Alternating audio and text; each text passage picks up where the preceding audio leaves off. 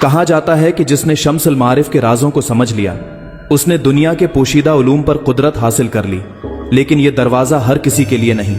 شمس المعارف الکبریٰ ایک ایسی کتاب ہے جسے دنیا بھر میں جادو، عملیات اور پراسرار علوم کے متلاشیوں کے لیے سب سے خطرناک اور پراسرار کتاب سمجھا جاتا ہے۔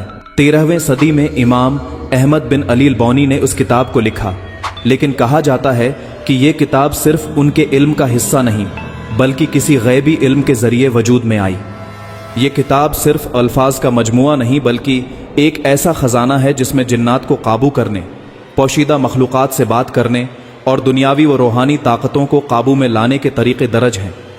کہا جاتا ہے کہ کتاب میں موجود کچھ نقوش اور جملے ایسے ہیں جنہیں بغیر علم کے پڑھنے والا خطرے میں پڑ سکتا ہے۔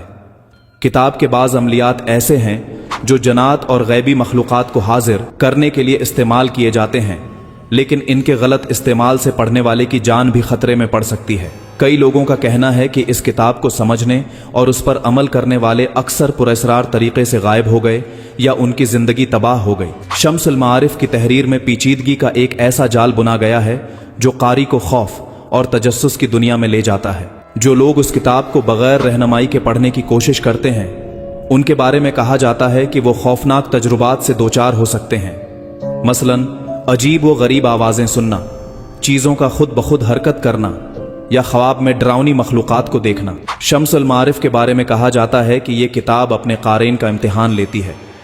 اگر دل میں لالچ، خوف یا بدنیتی ہو تو یہ کتاب مدد کے بجائے تباہی لا سکتی ہے۔ علماء اور ماہرین کا کہنا ہے کہ اس کتاب کو بغیر کسی رہنمائی کے پڑھنا ایک دروازہ کھولنے کے مترادف ہے جو ڈائریکٹ کسی پراسرار اور خوفناک دنیا کی طرف جاتا ہے۔ شمس المعارف صرف ایک کتاب نہیں، یہ ایک امتحان ہے۔ یہ علم حاصل کرنے والوں کے لیے طاقت کا وعدہ کرتی ہے، لیکن اس کے ساتھ ایسے خطرے بھی لاتی ہے جو انسان کی روح اور جسم دونوں کو برباد کر سکتے ہیں۔